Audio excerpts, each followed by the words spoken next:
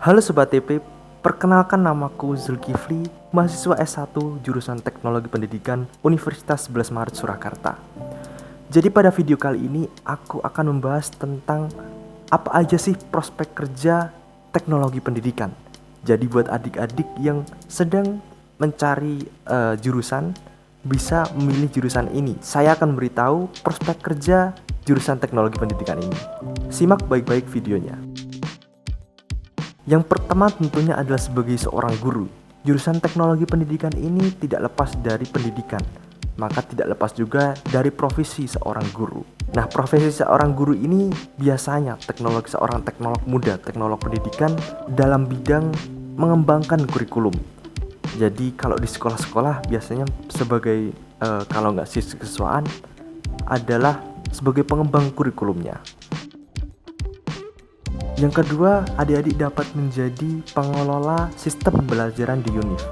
Karena tentunya kan sistem pembelajaran di kita atau di setiap universitas itu berbeda-beda. Seleksi pemilihannya menggunakan aplikasi, website.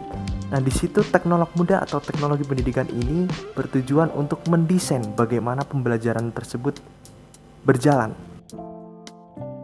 Lalu yang ketiga adalah pengembang sistem dalam kepolisian atau TNI.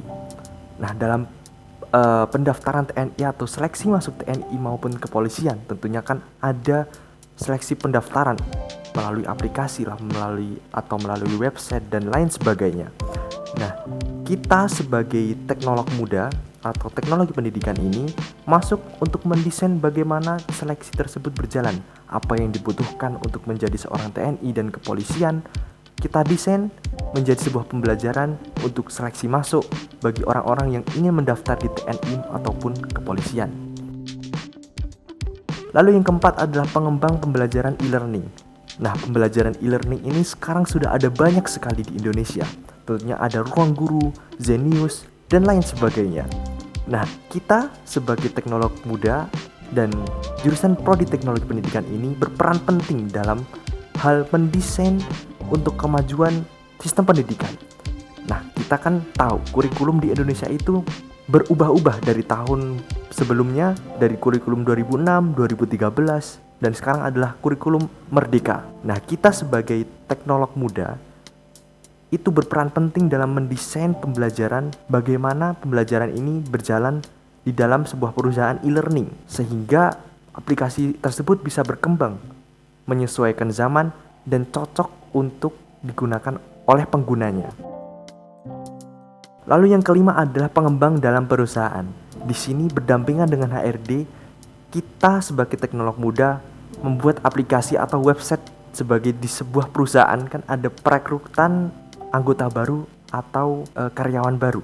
Nah, di sini kita mendesain apa saja yang diperlukan untuk masuk ke dalam sebuah perusahaan tersebut. Melalui aplikasi kita mendesain bagaimana mendesain penyeleksian pada seleksi masuk perusahaan. Jadi, orang-orang yang mendaftar di dalam perusahaan bisa tersaring dengan baik menggunakan media yang kita buat, menggunakan sistem penyeleksian yang kita buat.